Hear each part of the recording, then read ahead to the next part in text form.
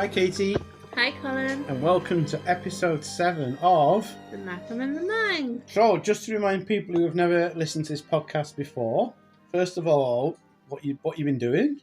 You know, why would you start at episode 7? Well, yeah, exactly. Where have It you would be a bit been? strange, wouldn't it? But also, the premise is that I'm Colin the Manc, and I'm a right sci-fi geek, and I've watched every episode of Space 1999 at least 100 times. And Katie, who's a Mackem, which means you're from Sunderland, you are... Also a geek, but I am an absolute Space 1999 virgin. So, just to confirm, what's Professor Bergen's name? Victor. Yay! And not Yay. Wilcox. Not Wilcox. Definitely not Wilcox. I don't know. I might slip back into Wilcox as we go. So, just before we crack on with Missing Link, which is our colossal guest star episode, Yeah. and Planet of the Week episode, we get Yeah. both in this one. Wow. You had some homework, didn't you? I did have some homework. Okay, so your homework was, for those who haven't listened to the previous episode, was could you get Prosecco in the 70s? And for those who don't know, Prosecco is a fizzy white wine. It might be good to explain that to the audience. It is delicious. Because not everybody's borderline alcoholics like us, are they? Excuse me. And the second me. question was, did you remember Juliet Landau in Buffy, who is... Helena's daughter. And Helena's.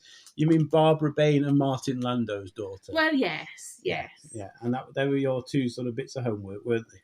So, I will start with Juliet Landau, Landau. who played Drusilla in Buffy. Woo! Now, as I think I said last time, I was a very casual Buffy watcher. I wouldn't seek it out. If it was on, I would watch it. So I don't recognise the character Drusilla. Apparently, according to what I can see, she was a love interest for Spike the vampire. Is he the blonde one? Yes. So I know as much as you do. Exactly. There we are. So maybe when we've done all this, we can do like Colin knows nothing about Buffy and Buffet. Buffy? Buffet. Like an all-you-can-eat buffet? Yeah. Actually, that'd be an even better episode, that. Buffet the Vampire Slayer. Yeah. And Katie knows slightly more, but just as not that much more. Yeah, I'm not quite sure we can make that a catchy title. And doesn't she look like a man? Very, very much so. She looks a lot like her mum, especially the eyes. So Katie showed me a picture of her with long hair, but I've seen some with her with short hair, and she's the absolute spitting double. So if they ever recast 99, well, they've already got the perfect person, haven't they? Yeah, they absolutely have. Yeah, so that's cool. And then Prosecco. We're going to go back in time for this one, aren't we? Yes, so Prosecco... Fizzy white wine. It's thought to go as far back as 200 BC.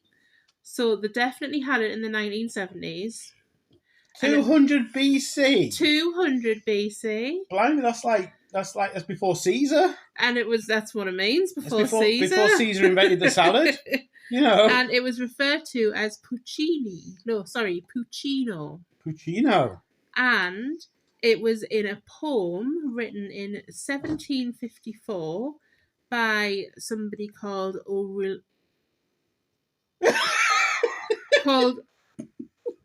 Aureliano Acanti. Acanti. You've got to say it with some panache, haven't you? Please.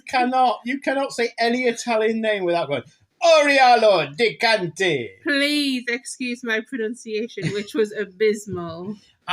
Now you see, there's an Italian connection with Space 1999. Do go on. No. You'll find out about it right. much later. Yeah, so it's season 1, so you don't have to wait that long. But there is a big Italian connection with 99. So that's the way you can get Prosecco into the storylines. Well, the answer is yes. There was Prosecco in the 1970s. It was written about in 1754. And is known as far back as 200 BC. So when you were going to IKEA to buy your chairs, next door was 70s Prosecco shop. Yes. Right? And then you could take that to the moon. Yes. Brilliant. Okay. Right. So now we're going to Missing Link, which is a colossal guest star episode. Right. So these are always a bit of fun. Well, I am looking forward to this. And also, John and his penis saved the universe. John and his penis saved the universe. Or at least Moonbase Alpha. Depends which way you go around about it. I mean, even Moonbase Alpha is impressive, isn't it, for one penis? So, Oh, Jesus Christ. I can see where this episode is going already. So on with the show. Run BT. Let's go. Let's start the tape. So, on screen we have the moon. It's very pretty, isn't it? We have some planets. There's and a blue one down there, isn't there? Some things that look like they might be Milky Ways. Milky Ways? What, the chocolate bar? Oh no, Milky Way's horrible. Ah, heathen. So we're in main mission. Yeah, mission control. And Paul's shouting at the eagle that's coming back from the pretty blue azure planets. They are word of the day. Yeah, it's a very pretty colour. Yeah. So John's in the eagle, as is Alan. Yeah. So what they're basically saying is that they went to go and have a look at the planet, but it had a problem, gravity or something like that, so they had to hop it out of there. And then they're on the way back to moon base. Or we could have had another Operation Exodus. We could have had our 17th one of the season if they hadn't messed up like that, you know. Yeah. So John's looking very zippy there, isn't he? He is. Oh, they're having some technical difficulties on the eagle. Yeah, the eagle hasn't landed. It has not. Oh, but looks like it's on its way to crash land. I love the eagle models. You know, people go mad for these models. They like build them and 3D print them and all sorts of things. Oh, you should so 3D print one. Oh no, they go mad. They fetch a fortune as well. So what's happened to the eagle anyway? It looks like it is fallen from the sky onto the moon. The sky? Oh, you get a sky in the moon, do you? Well, you know, it's fallen from space and it's crash landed on the moon. Oh no, great special effects, aren't they? Wonderful special effects. And Bergman is writhing around in pain. Sandra looks unconscious. Yeah, she's been knocked out with a yellow sleeve, hasn't she? John is bleeding from the head. John's got a gash. Looks a bit like a vulva. Vulva head. And Alan's taking a kick. There's nothing wrong with Alan. He's just having 50 wings. He's just fainted. Did he get 50 wings? Or is it 40? 40 wings. Well, maybe he gets 10 more because he's Australian or something like that. Oh, because he's on the moon. Yeah. So now it's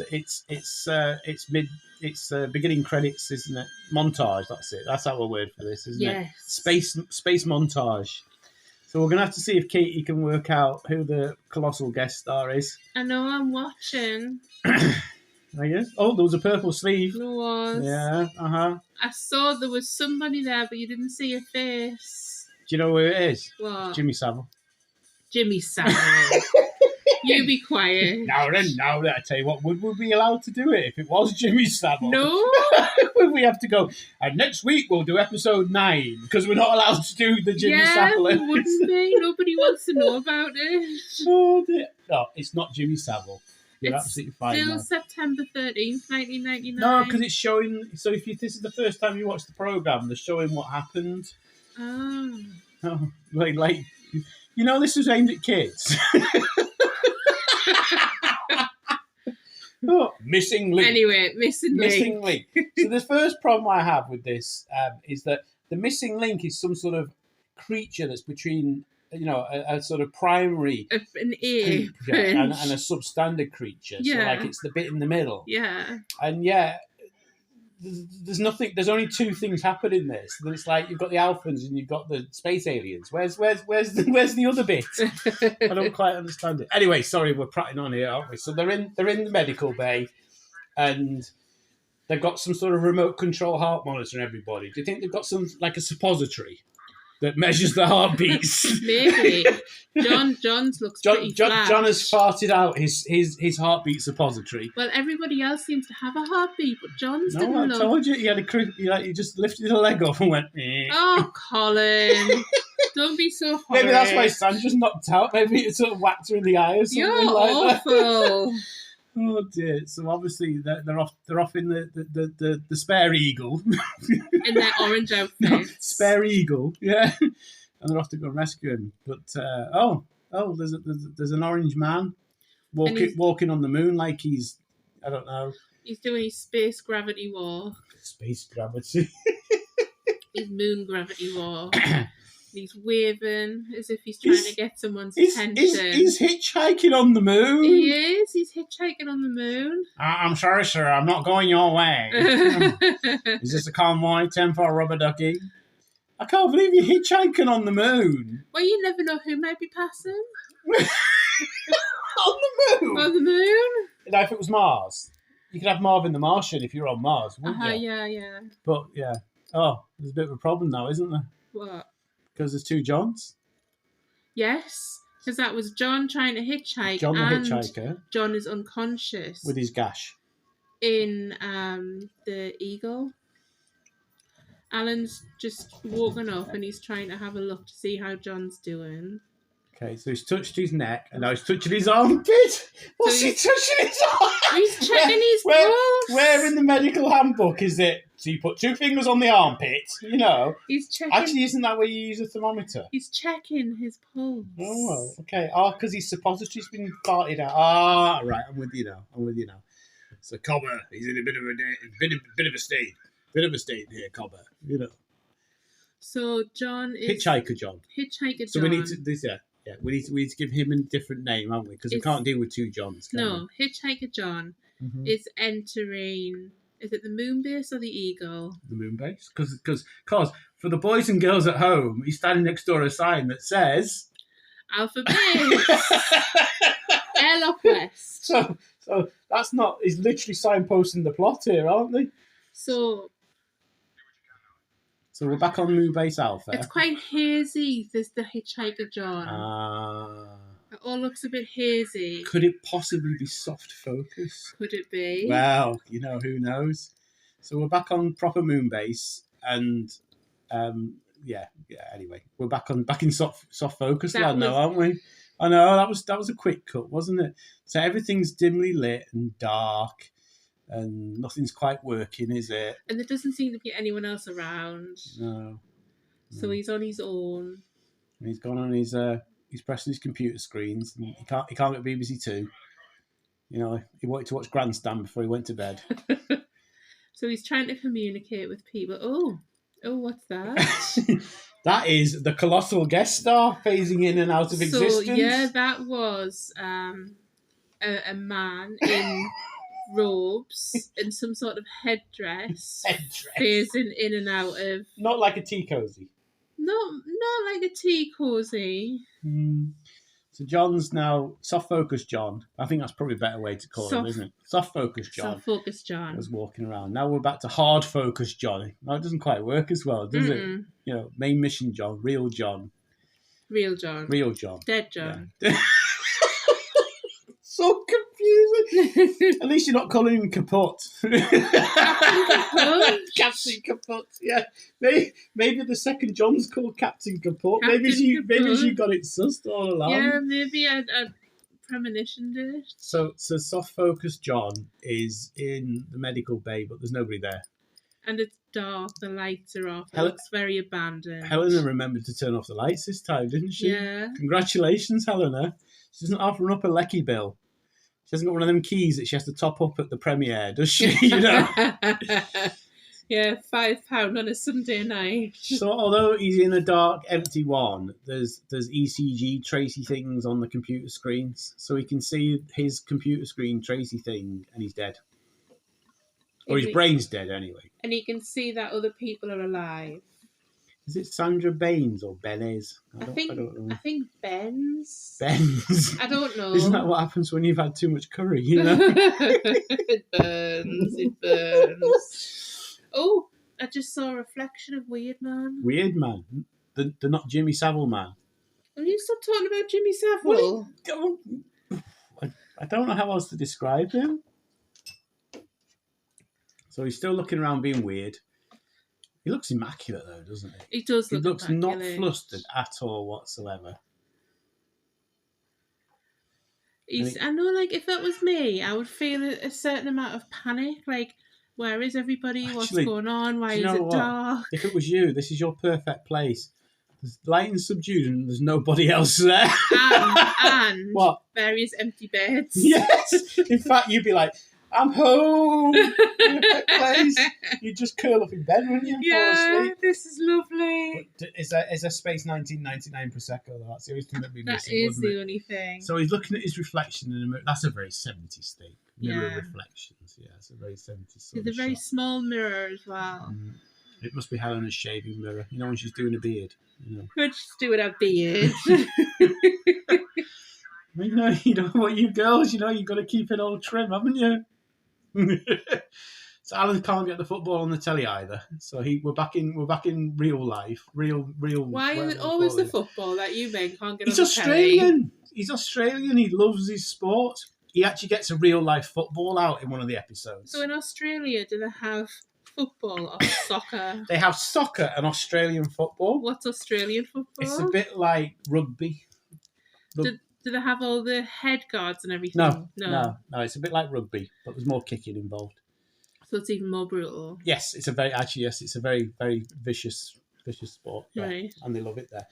But anyway, did you catch there was a female in the background of soft focus? I didn't, John? I'm afraid. Oh, see. Yeah, we were too busy talking about Aussie rules football, weren't we? Aussie rules football, yeah. So Alan actually gets an Aussie rule football out in one episode. Okay. And he talks about Aussie rule football. So you'd be all queued up for that, won't you? We've seen this before because I've seen that scan of, look, there's the woman. The bioscan thing. Yeah. Yeah, Bergman likes a bioscan, doesn't he? Remember the woman with two brains? Regina. Yes. Yeah, maybe it's her scan. Maybe. They hadn't bothered to take it off the BDU or whatever they call it. Yeah. Yeah. So anyway, we saw the weirdy woman for a bit there and again, and he's still like walking around. He's confused. So we're back in normal. So A/B plot, yes. We learned about A/B plots, didn't we? Yes. So we're back. We're going this B plot? Oh, we're giving these things so many different names. You're confusing me, Mister. Hitchhiker soft focus Alan versus B plot normal. No, let's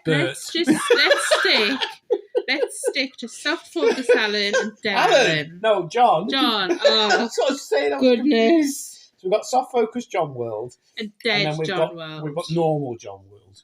Main mission. Moonbase Alpha. No? Okay, fine. So he's now we're back in soft focus John World. And there is nobody else around. But there's an IKEA chair. Yes, there is an IKEA chair. It's a very small IKEA chair. It's a white, small, plastic IKEA chair. There's another one. Loads, isn't it? So this must be his quarters then, because it looks very nice, doesn't it? Yeah, it does. So he's gone to his bedroom. And he's on his VDU computer thing. Tiny, tiny computer screen. And he can't get BBC Two or ITV now. He's snookered. He can't get any of the channels. That's just all good at all there. Yeah. I mean, I know in the 70s there was only like 2 channels or 3 channels, and they cut off at midnight, and there was nothing on. But you think I'd at least get pages from ceefax. I know, yeah, you could play, what was it, Bamboozle or whatever it was on ceefax. You can't go to bed without his game of Bamboozle. Can you remember Bamboozle? Oh, yes, yeah, multiple choice. Yeah. Used to play that with my granddad, loved that. Which celestial object was ripped from Earth orbit in 1999? The moon! Imagine that. A, the moon. B, a piece of cheese. C, Bobby Charlton. Hey, if you're asking Wallace or Gromit. Oh, no, we missed that one. That was ages and ages ago. So anyway, he's gone into main mission now, and we're talking because nothing's happening. Yeah, he's wandering around the moon base, and it's completely empty, and it's dark. Apart from them weird lamp things. Yeah, there's nobody here, and I think this is trying to demonstrate that he's in some sort of alternate reality. Wow. Maybe. Alternate dimension? Yeah, because, nobody's there. But the computers are on, but Carno's not there. So he definitely knows he's in a different world. And I think this is what's going on in his head. Oh. I think because he's unconscious and he's got that strange gash. Vulvic gash. Yeah, the vulvic gash. Oh, and now he's turned the big screen on, and there is the image of what looks like the surface of a planet. Yeah, it's the Eden Project. I think it looks like the Taj Mahal. He's landed in Cornwall. No, he's landed in... Or India. India, yeah. Where is the Taj Mahal? And don't say India. You know, I was wanting to say India on purpose. Oh, something's going weird. He's on the waltzer. He's got the man coming around to spin your chair. Spinning, isn't he? The louder you scream, the faster the ride. Woohoo! Not only is he going spinny, he's going duplicate, double John. He's going orange. Going spinny. He's going watery. They're getting all the special effects tricks out today, aren't they? gosh, he's going round and round, and now he's just in an orange room. it is an orange room, yeah. And Fanny Craddock's on the organ. Can you hear the music? I can. Ooh. Cause you're in space. Yeah. It's scary. And then colossal guest star time. Who is it? It's coming. It's closing in. It's closing in. Now then, guys and girls. Closing in. Can I see? Can I see? It's gone behind him. Oh, you can't recognise him from that. It's gone behind him. Just give me a minute. It's Grand Moff Tarkin. It's Peter Cushing. Peter Cushing, yes. And he has some sort of Arabian headdress on. Not a Taj Mahal one. Not a Taj Mahal one, no. Would you like to buy a carpet, Mr. Koenig? So that was the first sting, wasn't it? That was like end of Act 1. Yeah. John's face to face with Peter Cushing, who looks like he's trying to sell him a rug. They're on some sort of turntable, going round and round and round. And at this point, I would like to completely kill the podcast. Yes. I'd like to advise everybody that the Taj Mahal is in Agra. Where's Agra? You don't say India. India. Anyway, so they're on some sort of 90s nightclub turntable, aren't they? Yeah, talking to each there other. used to be a nightclub near here on a boat, and that had a revolving dance floor. Oh, you hadn't lived until you'd been on a revolving dance. Oh. Maybe that's where they are. Tuxedo Royale. Tuxedo Princess, yes. wasn't there? No, Tuxedo Royale. Can you remember trying to get off the dance floor at like midnight? Well, it was called The Boat, because funnily enough, it was a boat. Yeah, well, there you go. Maybe that's where they are. Oh, yeah, I do. I remember, like, standing at the edge of the dance floor looking and thinking, oh, dear. I'm standing on the edge of the dance floor. You can't kill the groove. Baby. That was 99, wasn't it? Was it 2001? Anyway, so they're just talking about stuff here. Basically, Peter Cushing's telling him that he's come here because he needs him and his penis. You know what I think? And they don't have any penises on the planet Zeno. And there's a big blue light being shined at him. He's got quite a haircut, Peter Cushing, in this, hasn't he? It's a terrible wig. If you got that from a pound shop, you feel conned. Well, the front of it's all right, but then when it's at the back, it's long. It's like a long bob at the front and quite jaunty because it gets higher. It's not a bloody bob. It is. It's like a long bob. It's down to his nipples. How can it be a bob? A long bob. Anyway, you're missing the plot here. So basically he's saying he needs John and his penis to help carry on the world. The patriarchy. What? Who swallowed a dictionary today? Oh, dearie me. You know. He needs him to run the Eden Project for him because he's 500 years old. The Taj Mahal. Yes. Yeah, I'm going to stick with the Eden Project. So why has he picked John? Because he thinks John is the perfect person. But perfect why? Man. Well, I mean, because he's got really nice blue eyes. Right. And he's good to his mum. And he has a really cool zip on his sleeve. And he used to be in Mission Impossible. I don't know. Dun, dun, dun, dun. He's like, it's my favourite TV theme tune ever. Oh, who's she? Oh, yes. Varna. So if John's got to rule the world, he needs a queen. A queen. And she's like, I don't want to be a queen, I want to be a princess. I'm a princess. I was going to say a concubine, but queen's much nicer, isn't it? Concubine? Daddy won't pimp her off to be a concubine. No, perhaps he won't. She's very sparkly. Sparkly, glowy. And that's just a face. Yeah. So Varna. So Varna's only 200 years old. Oh, so she's just a spring, pup. She's a spring chicken. Uh-huh. So the thing I don't quite get about Varna is that she's meant to be this like ethereal, glowy, beautiful thing. And she's not ugly, but she's not like... You know, it's not like the eyes are on the stalks if you're Mr. Koenig, is it? Maybe in their civilization she is. Well, yeah, exactly. But if you were trying to get a boy, you I don't know, maybe she should look like Helena. I would take the orange blancmange off my head. Hey, what would Helena think about there being two Johns? Oh, hey. Full Chuckle Brothers. Should be over the moon with that. To me, to you, to me. I suppose it depends on your preferences, doesn't it? I'll keep her busy, won't it? Very busy. She definitely won't be able to turn her head then. Jeez.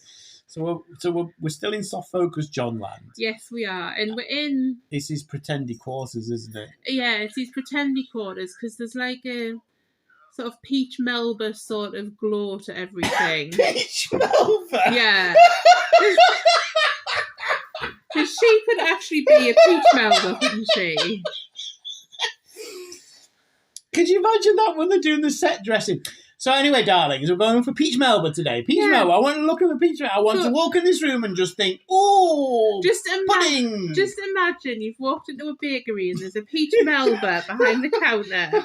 Okay, behind the glass. That is this colour. That is the woman. But she's 200 years old. And she's glittery green. But she's a Peach Melba. She's a Peach Melba. God, the imagination of it. Whoever wrote or did this must have been on drugs. I'm sorry. And they must have been on some really good drugs as well. There's a few shows like that, isn't there? This one, look at this scene here. You got. I tell you what, darlings. We're gonna have Peter Cushing. Okay, you know him, Peter Cushing, and you know the guy from Hammer Horror. But we're gonna put him in a wig and a turban, and we're gonna make him all green and glowy, and then we're gonna give him a 200-year-old daughter who's gonna be Peach Melba. Okay, right, and action. Could you imagine it? Jesus. Oh, God. Anyway, we're back in the real world now. We're back, aren't we? And we've got beautiful models with beautiful winches. And being beautiful. They're taking the real life John and everybody that crashed in the Eagle back to Moonbase. They're about to behead an eagle. Yes, they are. You know these disposable eagles? They're just going to trash another one here, aren't they? How many do they have? A moon's worth. A moon's worth? Yeah, like secret underground chambers with like 100 eagles in them. Oh, so, anyway, control yourself here, Katie. Soft focus John is in a robe. Oh, what a hunk. He has his chest and his chest hair on show. The one chest hair. One chest hair, singular. He's very smooth, isn't he, John? Yes, he's not. He's well groomed. He's very. Go on, we're waiting. he's very... Katie is lost for words because John just looks so much like the perfect male. She's going to get rid of me now. And she's gonna go back in time and marry Martin Landau purely based on this one scene. How did you know that plan? Yeah. How did you figure it out? So anyway, he's talking to Varna and he's trying to say to Varna, "Don't be silly. This is not how life works. Yeah, we can't get married because it will be an arranged marriage. Me and my penis is meant to be with Helena, even though she doesn't know it, and we spend the entire season being horrible to each other. She knows it. No, she doesn't. No, Peach Melba woman. No. She does look like a Peach Melba. But with sequins, that would be big. That gets stuck in your teeth, wouldn't it? It's very like 60s, 70s disco dress sequins, but they're all around her face. So he's basically telling her that I don't care. He's smashing his breakfast. He has. He's smashing the tray. He wanted pancakes. Off the table. He didn't want sausage and egg. He wanted pancakes for breakfast. Oh no! And he's basically saying to her that I'm not going to be a fuck toy. And I'm going to go back. And if you don't let me go back, I'll not eat. He's on starvation duty. Starvation duty. I will starve. Yes. Oh dear. So she's going to come in with fish and chips next season, and then it'll be like, oh, okay, all right, fine. Yeah. Fish and chips, lots of vinegar. Yeah. Who can resist the smell of fish and chips, though? Really. So we're back to real Alpha and the beheaded eagle, which looks really sad, doesn't it? Yeah, it does. So they're carting the survivors of the crash back. Helena's there with a stoic face. She's on. always stoic. She's a very stoic sort of person. So here's John. So John's now got a really good plan. He's going to get his comlock and escape, even though he's in some sort of soft focus dream world. I don't know, fuck on. That Peter Cushing's made up. And funnily enough, guess what? It doesn't work. Oh, there you go, divvy. Come on, John. You're cleverer than this. Oh, so Peter Cushing's been spying on him. You know, it's like a weird spying on him, though, isn't it? It's like his third eye. It's like ethereal. So he's transported him back to soft focus main mission, and Victor's there with him. Victor's really laying it on already. He looks sort of shocked to be there. He's like, "Do you want to come to the pub, mate? Hair of the dog. Get it out of your system. You'll be fine." You too can have sideburns like mine. Oh, imagine if they all had sideburns like I that. bet Victor's got a hairy chest.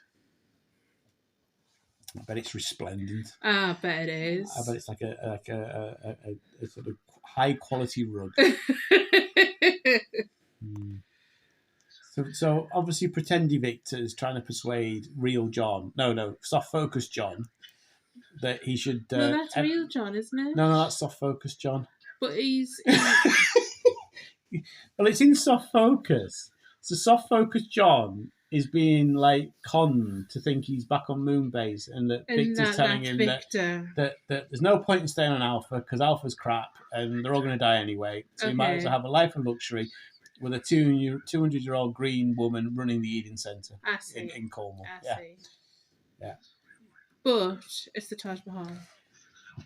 Oh, Victor's getting very fighty. Victor doesn't get fighty. No, he just drinks brandy and sort of is nice to people. That bottle he had his brandy in. No, I don't think you see the brandy again, which is a real shame. It is a shame. He could do with one now, couldn't he? Yeah. Steam coming out of Victor's ears. I gave up a part of the James Bond film to do this rubbish. Did you What's really? your excuse? No, I'm really I'm only kidding. You're making it up. Actually, Christopher Lee was in the James Bond film around this time. So, that could be a thing. But yes. Oh my God. He's got him in a bear hug. He's going to kiss his neck. Oh, it looks a little bit intimate, doesn't it? John, I've got a secret to tell you. I've always loved you. I've loved you in the way that you shave the ear hair that you have. No. You have immaculate ears. Well, he's staring right into his ear. He's really going for it now, isn't he? And his gash is bleeding again. Oh, nothing worse than when your gash is bleeding. Oh. You're horrid. Oh, dear. So we're definitely still in soft focus land. Yeah, we are. Because it's soft focused, firstly. And Victor's being very aggressive, which he's just not. Victor's lovely. Yeah. Victor's like the sort of uncle, granddad type character, isn't he? He would never be aggressive like this. Yeah. Even when we had the last episode where he was in the alternate universe and they were all trying to survive and everybody else was being nasty to John, he was the nice one, wasn't he? Do you remember Jedi Birdman? Yeah. Yeah, and he was still lovely. He said, "You've got to fuck off, but I'm going to be nice about it." Where Paul and his beard came out. So we just know. So anyway, so he's playing with his computer screens, and guess who's back? Peter Cushing! Ron with 2 A's, because 1 A isn't good enough. I mean, if you're special, you need 2 A's. He's having a good old shout. Yeah, he's back in soft focus command quarters, and he's about to smack. Oh my God, what's going on here? What is that? Would you like to describe this for the audience, Katie? So there are monsters. One of them has his brain out. It looks a bit like Uncle Fester with his brain out. One of them's like a... Oh, what is that? So I can't describe it because I can't look at it. So there is quite a few scenes in 99, especially in season 1, that go into the sort of horror genre. That was so scary. Hello? And now he's on a chair and he seems to be covered by some sort of web or mesh and he looks very frightened. So they're obviously fucking with his mind, aren't they? Yeah. Because they're basically saying, if you don't have sexual intercourse with my daughter, I will psychologically damage you. So he was basically just attacked by 3 monsters. What do you think is that? I know he's got Victor running to him, and is this the same Victor who was trying to sort of bear wrestle with him? I mean, how many Victors are there? Not enough. Not enough is the answer to that Victors. question. Yes, and John's completely lost it now, hasn't he? He is. He's shouting, "Help me!" And he's got moisture at the top of his lip, so he must be bad. When your top lip sweats. Yeah.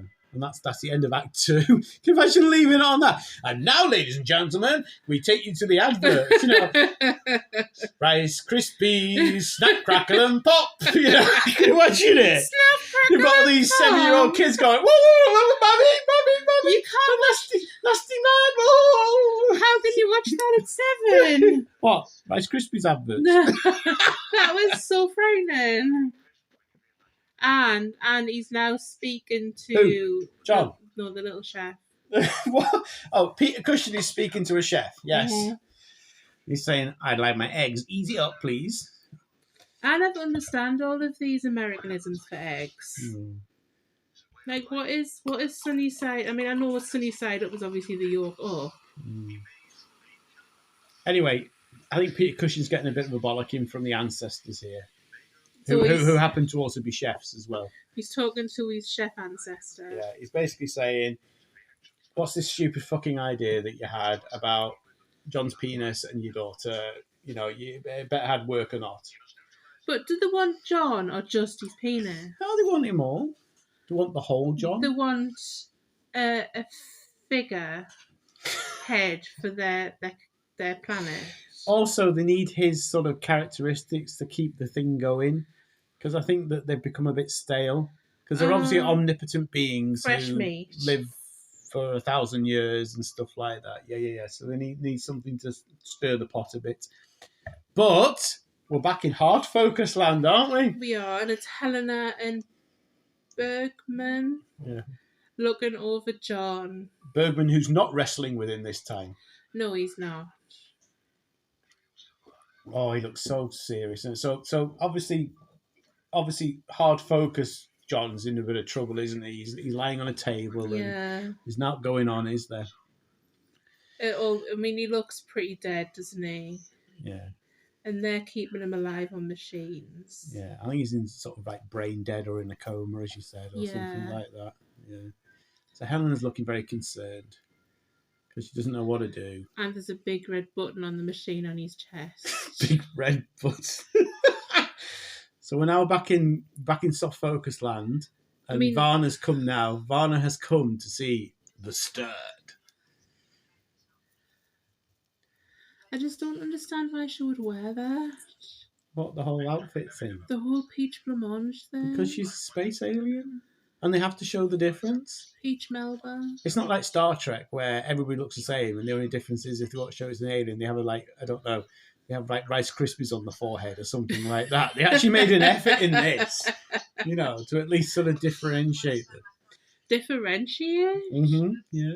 He's got the shot glass thing going on in his court. It's one of the shot glasses from Earthbound. I do. Yeah, so it has to make him feel at home, isn't it? They were all in a big tower, like the TARDIS, weren't they, in the middle of the room? Hey, you've got to recycle these things, haven't you? Mm-hmm. Savannah is now trying to sort of convince him to stay, and you've got to stay, and it'll be lovely, and we'll go to Pizza Hut one night, and then the next night we'll go to the spa because he's already got the dressing gown, hasn't he? Yeah, and can we have Nando's one night? He says. Oh, that's the next episode. No, I'm only joking.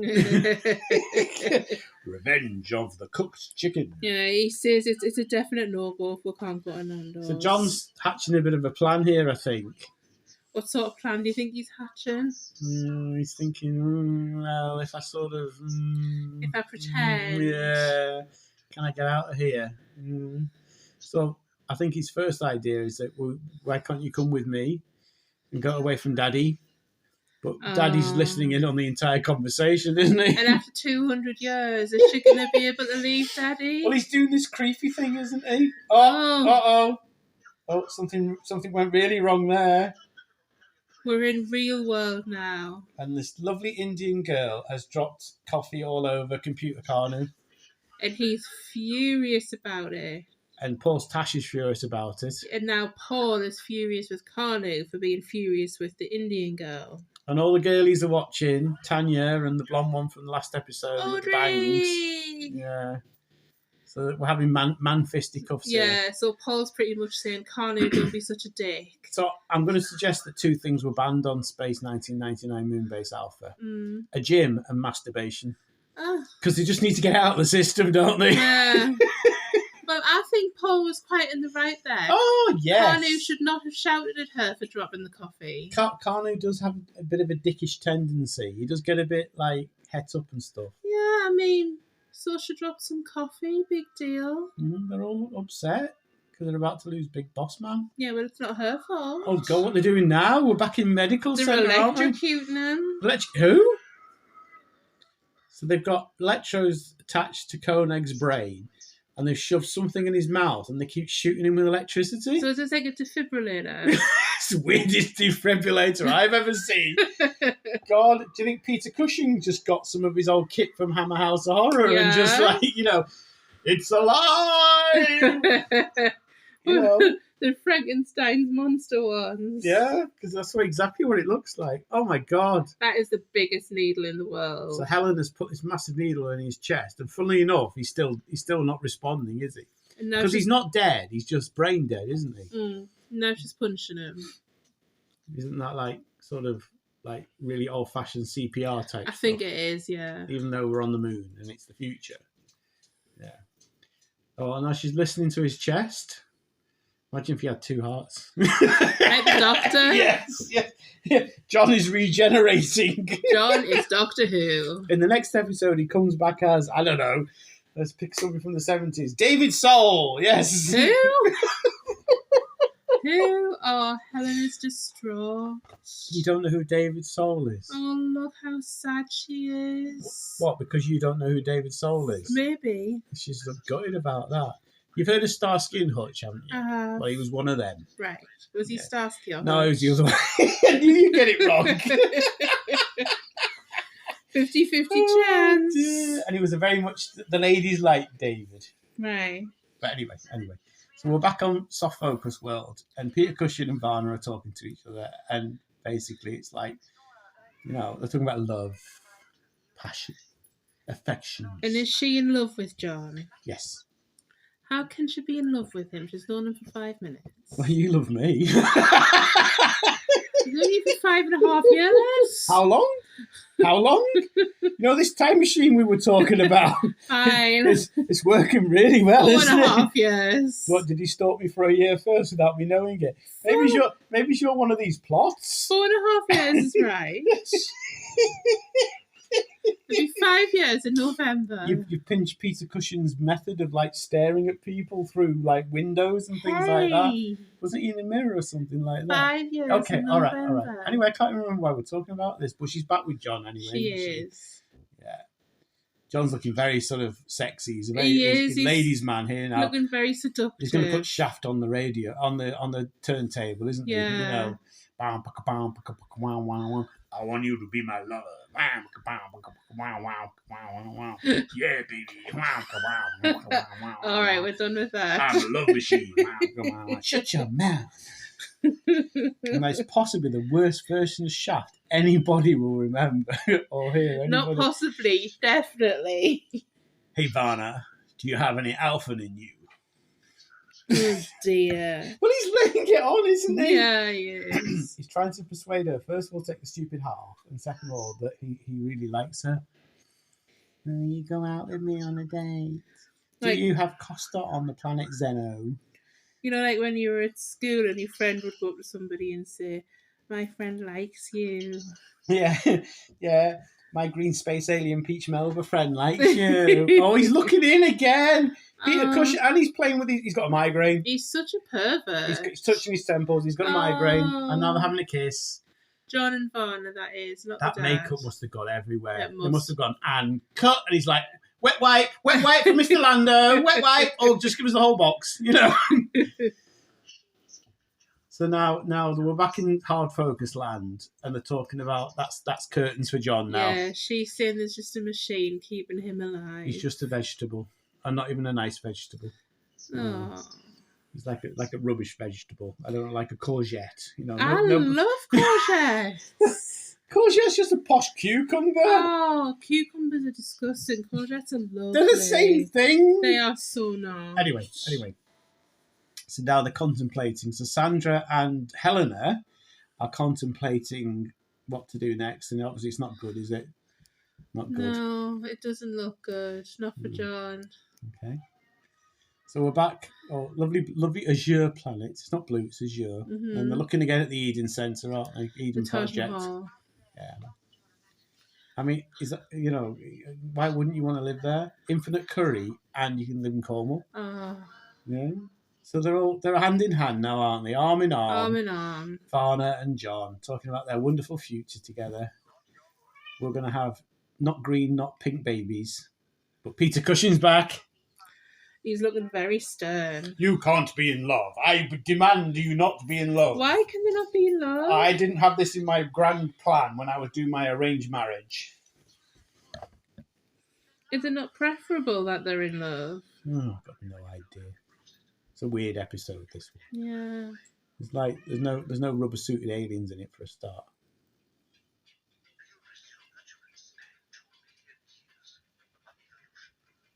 Oh, he's talking about evolution now.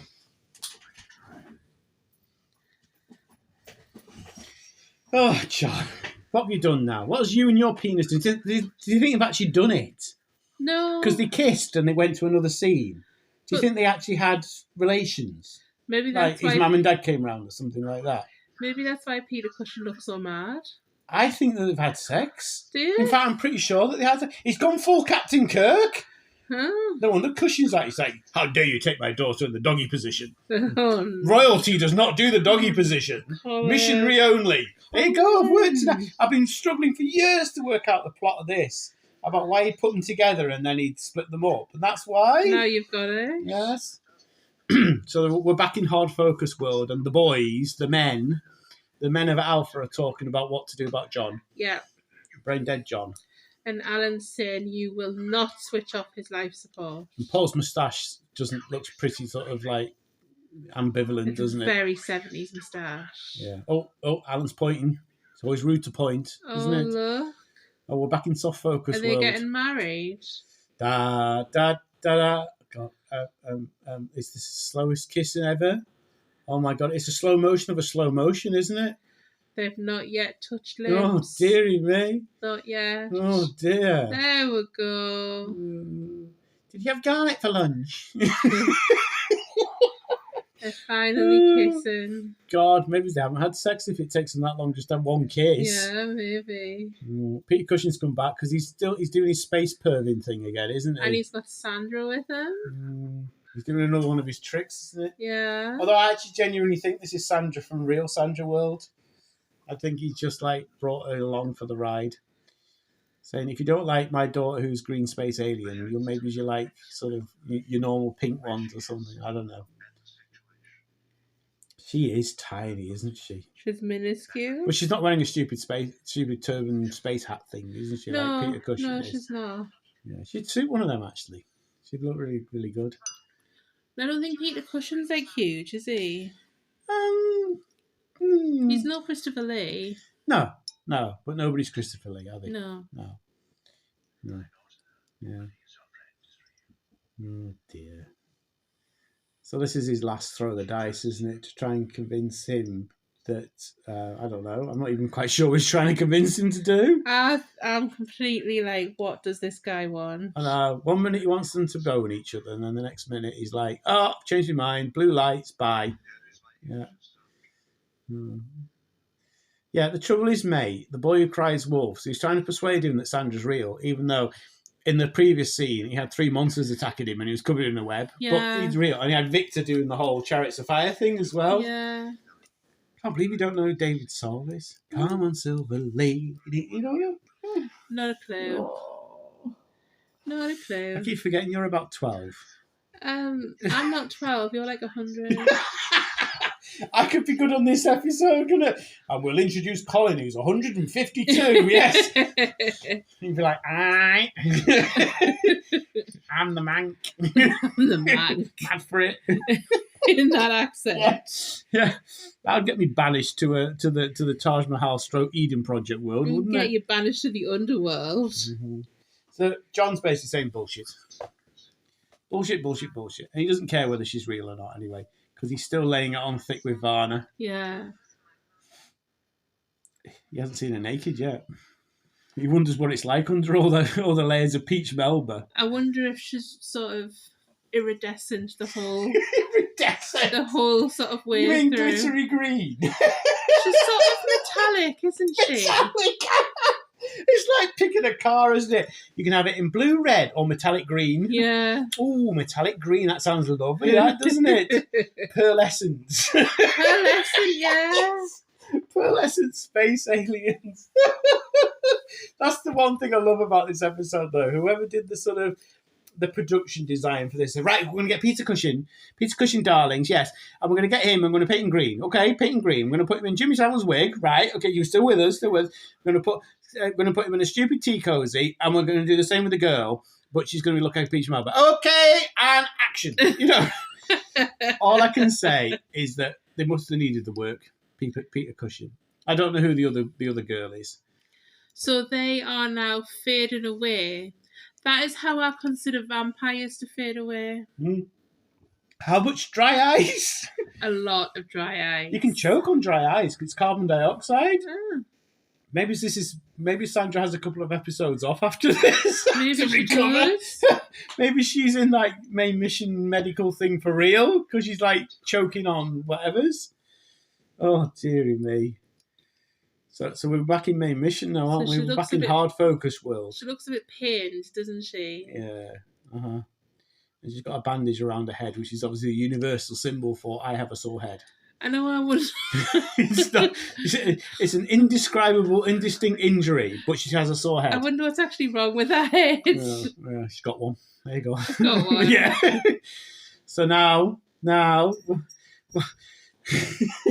no, what they're gonna do? Oh, so they're now considering John's end. Oh, we're back in soft focus world. We've got Varna, we've got John. Varna's looking particularly sort of glittery. Yeah. Varna's given up now. Varna says, John, you've got to go. You weren't very good anyway, John. Sorry. Ta-ra. Yeah. Actually, she looks genuinely upset, doesn't she? Yeah, she does look sad. Must be the weight of that hat. It must be really hard. And he's busy saying his places with his own people. Oh, all the hair at the back's hers, isn't it? Yeah. Did you see it? Yeah. It's both blonde and sort of peach melba. Peach melba. Mm-hmm. I wonder who did the makeup for this. Is it Basil or Anne? We're going to have to find out, aren't we? I reckon they would have needed both for this. You know when you get a spray tan, do you think they put Peter Cushing in a booth? Oh, my God. Put your hands out, please, Mr. Cushing. Put your hands out. Just getting on your armpits. I got a spray tan once. It was the most embarrassing moment of my life. Could you lift your penis up so we can do your buttocks? Well, this is what they do. Like, I was stood getting this spray tan, and they're like, can you lift this up? Can you move this over there? Thank you, Peter Cushing. Oh, you were fantastic in Frankenstein, Mr. Cushing. Can you just lift your left leg up? Left leg, thank you. Yeah. And he's like, I've read the script, and it's only my face that's green. I know, Mr. Cushing, but just in case. Can you just move your testicles to the right? Turn around, yes. Bend over. He's wearing the tiniest pair of Speedos, just to cover his manhood. And everything else gets sprayed painted, Oh, dear. God knows what they did with her. Oh, I'm sure she's very well covered everywhere but her face. Yeah, maybe it weren't that much of a perv, but yeah. So she's now faded out of existence, but he's still in soft focus world, in his IKEA main command room, whatever it is. Yeah, he's trying to work out whether he actually loves her now or not. He looked a little sad there, didn't he? Because I think it's been a ruse up to now, but now he's still. What's Helena doing? Oh no. We're back in hard focus land. Helena's about to turn off the machine, isn't she? Helena was about to press the death button. The what button? The death button. So we've had an autopsy room and now we have a death button. Yeah. Oh. We've got some wrestling going on here with two stunt doubles. Fight. So this is Alan and Dr. Mateus having a fight. Because Alan doesn't want them to press the death button. And here is the purple sleeve security guards. Yeah. Who aren't really a match for Alan. Alan's far superior, isn't he? He does seem to be, yeah. He's a man's man. But there's now 3 of them against him. Oh. And I think, have they knocked him out? So the Greco-Roman wrestling is finished now, hasn't it? Yeah. Alan's been covered. You can't kill him. You can't kill somebody who's already dead. They're saying, don't press the death button, press the death button. The idea of a death button. You've got all these knobs and stuff like that, and there's one that just says death. Well, there's a big red button in the middle. Like in a nuclear power plant, they've got the scram button. That's yeah. It's like that, isn't it? Oh, everybody's around John's bed, aren't they? Oh, Helena. Oh, I can't turn it off. Whereas we've gone back to soft focus world, and John and Peter Cushing are just having a chit chat. I know, they're having a lovely walk. And Peter Cushing's basically going, "Oh, it was just a joke. Just a joke. I was just having a laugh with the lads. I thought, I tell you what, the next spaceship that comes past, we're going to pinch somebody out of it and pretend to set my daughter up with them. It'll be so funny. We'll be laughing about this for years, lads." And John's been very philosophical about it. He says, "I've had some alien poo time, so I'm okay about life." That'll keep me going for a bit. And maybe he needs to suggest it to Paul and Carnu and all these people who are all stressed up. You need a peach melba. green-skinned, glittery alien woman, and you'll be absolutely fine. Yes, that's what he's basically saying. So yes, for some reason they've gone to all this effort, and they're just saying, "Oh, it's just a joke, Oh, just an experiment." John's floating away and fading away. More dry ice. Deary me. I'm guessing they had a smoke machine. It's a bit thin on plot, this episode, isn't it? Very much so. You know, secondary John goes to a dream world. Oh, she's pressed the death button. She twisted the death. It's a death knob. It's not a death button. It's a knob. Oh, look at her. She's devastated. Oh, no. Come this far, eh? Oh, they all think he's dead. Paul's moustache is devastated. I mean, he can't be dead because it's episode, 7? Stop it! Will you stop being realistic and normal? Okay? Can we get back to sort of pretending that you were 7 years old when you watched this? And you've just come back from behind the sofa from the horror scene, and now you're seeing your hero dead. Was he my hero? Well, if you were 7 years old watching this, yes. But he's not dead, is he? Because he's just opened his eyes. He's opened his eyes, and he's alive. So although everybody thinks he's dead because of the death button, and Helena looks really happy. She looks just absolutely amazed. Oops. Sandra's laid back. Sandra's just gone back to sleep. Wake me up when it's lunchtime, will you? So they're all back. And roll credits. Oh, look how they're so abrupt with their endings in this, aren't they? Happy. So John's back from the dead. Bye. That's actually the credits. That's it. Roll credits. Oh my gosh, I can't believe that's just the credits like that. There's only one cliffhanger left. What's that? Was it Basil or Anne doing the spray tan? Oh yeah, let's find out. Here we go. Big drum roll. Neil Binney. That's a great name, that, isn't it?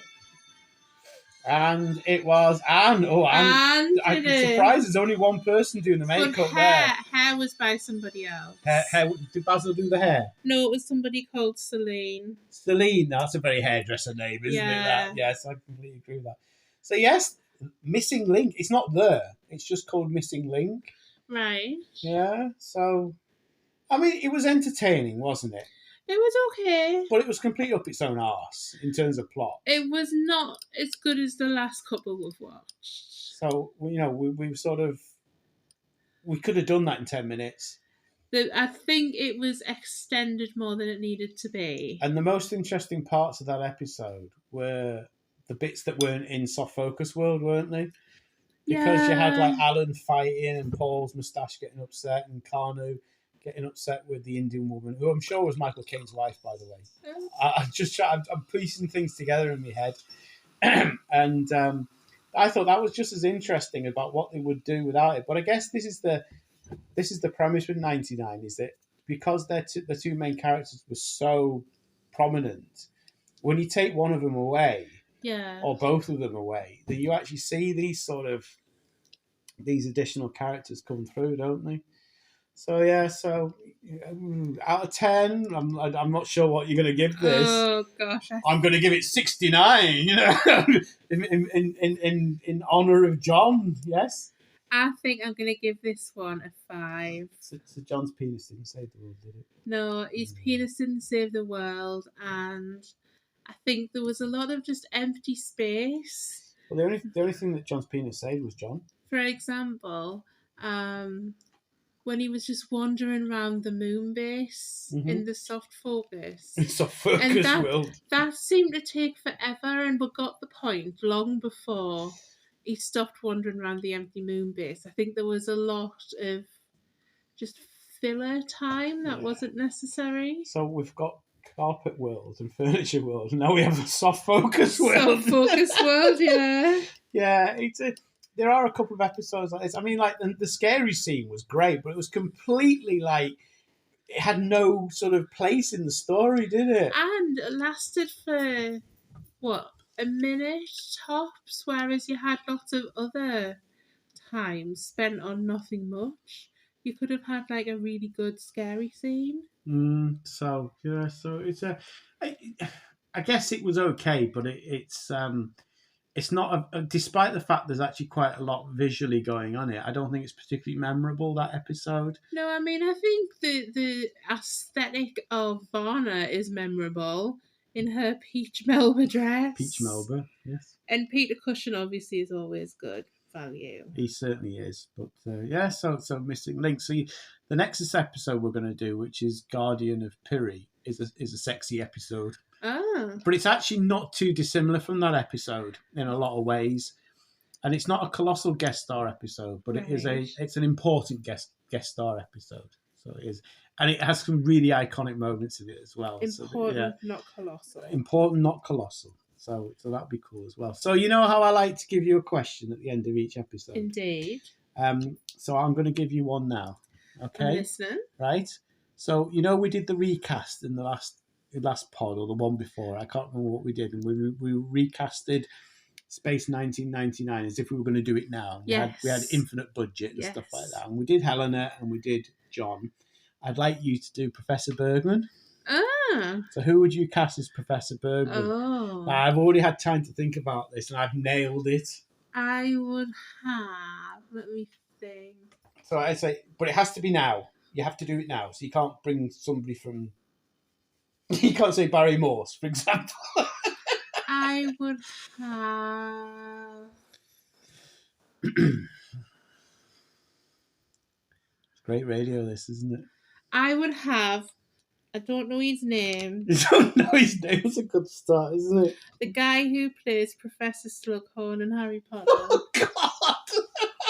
Well, I'll tell you what. Why don't you Google that while I give you my answer? Okay. Jeremy Irons. Mm.